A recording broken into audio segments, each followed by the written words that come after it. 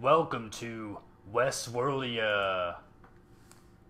Brought to you by PanNerdia. I'm AA Ron. I'm Pete. And welcome back to another WestWorld Season 2 discussion, review, pregame show brought to you here on PanNerdia. And yeah, we're ready to get into it. Before we pregame, let's preview. Let's do it. Yeah. Review, preview, let's do it. Let's do it. Let's blast right through. Blast right through. A little something different tonight, though, guys. We're going to have a quicker review here on YouTube. And then after we're finished, you can join us over at twitch.tv/PanNerdia. I'll give a link in the description as well as a little link on the screen here later. But just a little heads up, we're going to be trying to move our show over to Twitch, but still kind of have a nice balance between the two platforms. But for now, we're going to review here on YouTube, and then predictions and theories and extended conversation on Twitch. You got it. All right, let's get into it. Season 2, Episode 7. Hard to pronounce, but here's my shot at it. Les Encorches. Les Encorches, which is French, I'm pretty sure. Oh, I should change my accent. Les Encorches. Wow. And focused. Hopefully focused. Well, good enough. Post-first response team deaths, right? They all got obliterated. Strand and Charlotte discover Bernard is a host and a copy, maybe even a refined one. You know, a version of many Bernards, right? Right. Charlotte interrogates Bernard with a waterboarding app. I guess that's what it was. Like, he's not being waterboarded, he just thinks he is. And he's like sitting there choking for air. Oh, and yeah, everything. he's like, but yeah, that was sketchy, because, and what great acting with I was just going to say, like, Jeffrey and with Wright. that, excellent acting. Like, oh, man. And with that, excellent booty from Charlotte. I mean, would you look at that? Oh, man. Oh, yeah. When she finds all the Bernarnolds. And then, yeah, I mean, literally bringing him to tears. I think he's also just trying to figure stuff out in his head. He's having all these flashbacks and flash forwards in his head, seemingly. Yes. We'll get to some more theories later, but, you know, outside of all that, there were flashbacks, and Bernard speaks with Ford in the virtual cradle. The control unit, the Pearl that belonged to Ford, that we now know belonged to Ford, that was the one that Bernard was pocketing in all those scenes in past episodes, and it was a copy of Ford's persona and his memories, and probably pretty more in-depth than anyone else's, because Ford created it himself. Yeah, he even mentions that in the outside world, his mind would have disintegrated like poor old James Delos, as he puts it. And inside the cradle, his mind can thrive. You know, he's saying that James Delos didn't create this, you know, just to resurrect himself. He did it.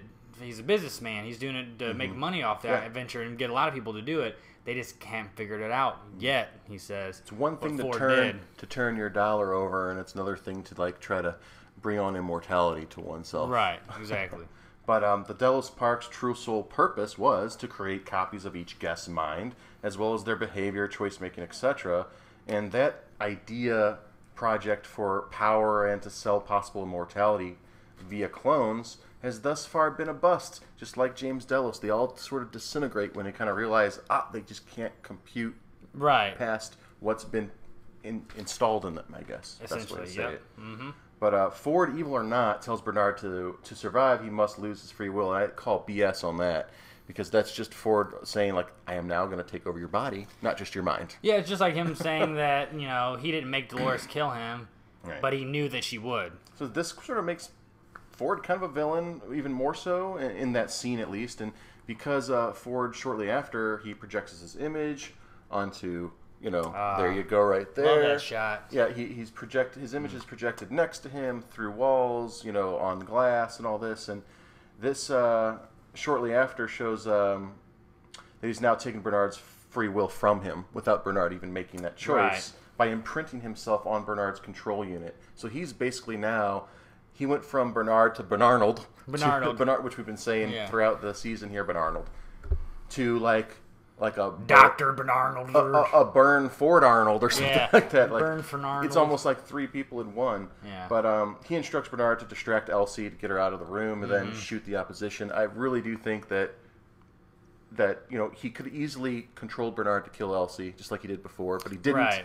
Hence theories later about Elsie, which is pretty much... She has a purpose. Yeah, she definitely has a purpose. He just go shoot her away for now. Yeah, we got some big you know, boy shit stuff to do. She's got to do some technical things just to make sure you know, have the doors open and this and that going on. But Yeah, speaking of doors open and all that, Angela destroys the cradle in a sexy fashion. I mean, she does the whole, like, uses all her skills that she's has since the beginning of wooing the Delos Corporation into the whole WestWorld project to this very moment where she takes this mercenary guy that's like the hot shot of the group, seduces him, and blows the cradle to bits and pieces. And seemingly, definitely not repairable after that. Yeah, she's gone. I mean, we think that she's in pieces with the cradle. And it's you know what else is sad? The fact they introduced the cradle and it's already blown up. But there's a reason behind that. They giveth and they taketh away. But for a good reason, I think. Yeah. It's to drive the story forward. Correct. Well, Dolores' horde fights Coughlin's mercenary response team. Coughlin's like the captain, the guy with the heavy Scottish accent, and the cool wrestling mustache. Yeah. Right. But you know what happens there is Teddy and Dolores seek out Peter Abernathy, find him bolted down, finds out, and then Dolores finds out via Ashley Stubbs' threat to Charlotte via gun to Peter's head that Ashley's that the reason why the techs were commanded by Charlotte was to copy all of Peter's data, because that was where she thought there was an encryption key for the True Project, which was obviously what we just spoke about. Cloning people and so forth. Still saying it's not on Ashley Stubbs' pay grade, but as soon as they get a hit over the radio about the certain sector that the cradle's in, he's like, "Oh, that's where the cradle is," and she looks at him like, "Oh, so he does know shit." That's a great camera shot right there. Yeah, it is, right? I mean, I keep remembering, like, all of a sudden after all that, like Peter Abernathy, like he just clicked in just enough to be normal, just enough to say goodbye to her. Yep. He knew that he was going to be gone. Whether it was Dolores or someone else about to split his head open, he knew he was. His seconds were numbered, right? But Dolores is as haunting as ever when she says the cradle's destruction sets the hosts free. Coughlin and group distract Dolores just enough for Charlotte and Stubbs to get away. So they get away, even though they're kind of like now kind of semi-enemies now. Yeah, pretty much. I mean, Stubbs a little more like precautious. Charlotte, I mean, crying in the face of scary Dolores / Wyatt, but also like trying to stand up for herself. I mean, she was getting right up in her face and kind of yelling back at her. Yeah, even like, if you get it, what do you think you're going to do with it? You don't know what to do with it. You're just an android. I'm like, this android's a badass. Yeah, right. Look out, woman. But even though the head carving device went from almost splitting Charlotte's head open, which I thought, oh my god, they're going to kill Charlotte right here. It ended up going to Peter because, you know, Dolores had to remove his central system there. Core unit. And Coughlin, though, on the other hand, we thought that violent scene was going to happen to Charlotte. Then just outside the doorway, Coughlin gets his face blasted inside out by the hands of now the T2 version of Teddy. Right, totally T2. That was pretty brutal. I mean, to have the sweetest guy on the show just go berserk like that. And make fucking face mashed potatoes. Yeah. After Dolores gets an emotional goodbye from Peter, the control unit is obviously removed. Is this the last of Peter Abernathy? Are we the last of seeing Louis Hertham on the show? Outside of flashbacks and stuff. It's a hard one to put. I think that there's a possibility that they will bring him back somehow. And they'll just be able to clean his core unit up from the information they have in it and set it back, his Pearl, on a new container in a new made body. It does seem like they can do anything from scratch at any time, considering they've got more than just the Mesa. There are outposts and secret labs. I'm sure there's some galore. Others, that connect to the Mesa and can print a new body. And so who knows? It's a big possibility with this show. So to continue the review, in the park, Akechita, or Akechita, the Ghost Nation leader guy. Very important. Yes. He chases Maeve and her past daughter back to the homestead, all while the rest of the Ghost Nation, they wrangle up kind of William's posse to the same homestead. So everyone seems crashing together in the same locale. And William is still convinced, though, that everyone's controlled by Ford, but Maeve injures him and awakens Lawrence fully as far as bringing back his bad memories of William, leading Lawrence to possibly fatally shoot his, as he said, master on the show. Sarcastically or not, that alarmed my brain. I was like, oh, was he a little side project of William all along, or was he just being a wise ass? Because even the fact that Maeve said master in the first place, she brought it up like she can read minds. Heard that she's ever said that. She probably read it and was like, oh, he's really at kin with William, this human. He must be that must be his master. And yeah, man, I mean, we kind of predicted at some point between me and Pete's kind of small talk that it would happen. Maeve and the Man in Black would meet up from their fateful meet up from the first season. And she was the one who slit his throat. I truly thought that if there is a real humanoid only, not android, William still out there, which I'm hoping for, because it adds more to the show. Right. Instead of everyone being droided out. Right. But I do believe that like Maeve will have the final blow or the final say on the fate of William, but ultimately, for right now, the guy survived like 5 shots, and he's sitting there kind of chugging along still. The fact that he's got grazed on the arms or whatever is one thing, but he got shot right in the center of his chest, in his big old thigh too. Like or his leg. He got shot in his leg. It's not like he had a vest on, because we saw there was some sort of. It looked like there was a real wound, fatal wound. Yeah.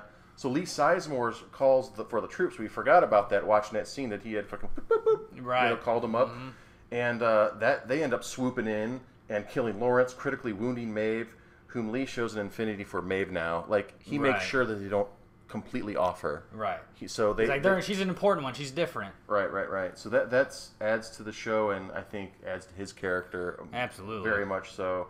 Instead of just some little whiny narrative writer, you know? Mm-hmm. He's a lot more than that. Well, during the squabble, Akachita takes Maeve's daughter, and it's probably a good thing, because it's starting to look like, from Grace/Emily, what she said, and all the actions of Ghost Nation with Ashley Stubbs, they're really not hurting anybody. No. That first night where Ford gets himself purposely shot and killed in that last episode of season 2, yeah, they were coming in to like kill and stuff like that, but like I don't remember like them totally slaughtering. I mean, people were running and getting away, and then getting captured and then not getting killed. I think unless Dolores captured them, then she had a few things to say and killed them. Yeah, I think there's a big good mix. I think like hosts that were not the Ghost Nation were definitely shooting to kill. Yes, I think if there's Ghost Nation amongst them, and they would capture and try to protect almost to a degree. Well, I would like to do. This is kind of like my appreciation, even though I'm not doing it right away. But my favorite part of last week's show of episode 7 was this: as Ford tours Bernard among the bodies of dead forces, Bernard of Ford now, that's embodied by Ford, turns off the security system and opens the exits, where Dolores tells Maeve that this daughter of hers is just a way for the humans to finally control her, even if everything else has been kind of arranged in Maeve's favor. They still have that. And she was offering Maeve a mercy kill, kind of like she offered that tech before the train blasted away at the Mesa. And this is my favorite thing. Maeve, in turn, points out that Pete of PanNerdia, this guy right here, was correct when saying Dolores is a hypocrite by manipulating Teddy's mind. Like, literally, like, changing his program via the tech and the iPad thing. And that makes her no better than the humans, as Maeve says.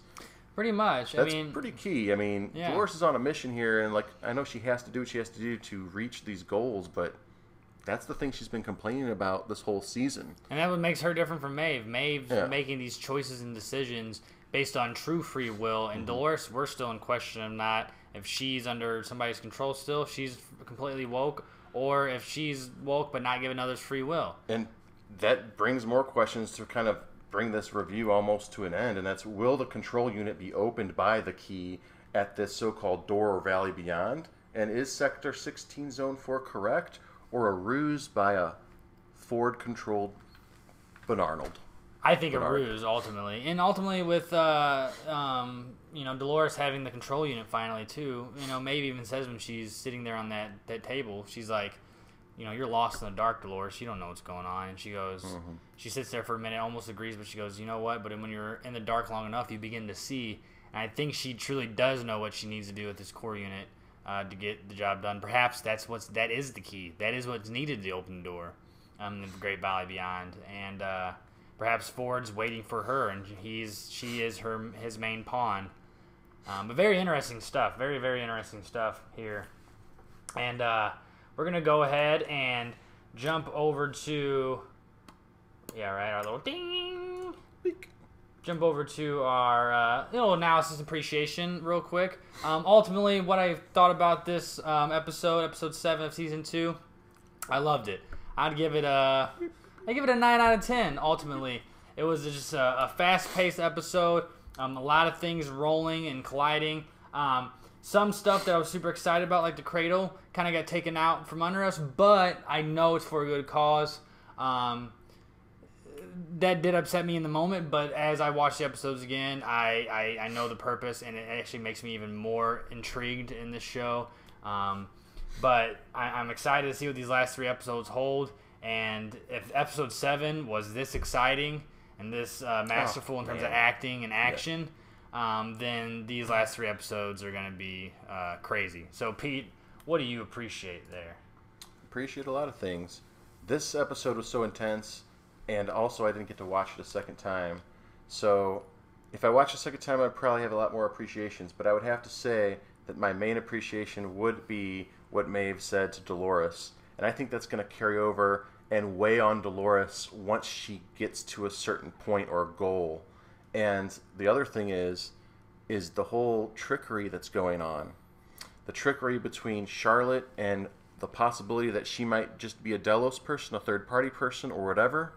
And then the possibility of, what Dolores is going to do next. Right. When she actually has help she doesn't know about, which is Ford and Bernard.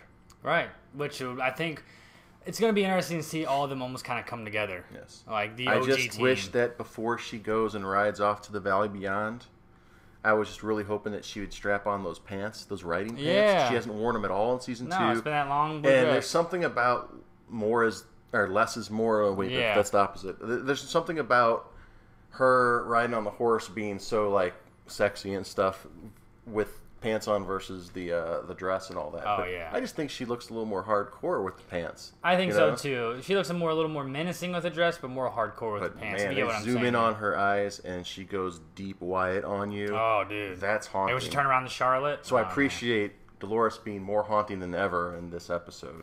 I appreciate that too. Yes. Okay, guys. Well, let's go ahead and show our episode 8 preview to finish off this review of episode 7, and then we'll roll over to Twitch. But let's go ahead and throw that up there real quick. Let's see. We will announce the Twitch address. Yes, I will right after this preview for sure, so everybody can see where to find that at. But I don't get it. We're in the middle of nowhere. How are we going to watch it? What? WestWorld. Now, this preview definitely threw us off because it seemed like the episode's almost going to be all about Akichi-cha. It's very interesting. Very, very interesting. Essentially, there's background looks familiar. Essentially, it seems that he has been woke for a while. Yes. All the way back, perhaps, to when Arnold first offed himself, had Dolores kill himself.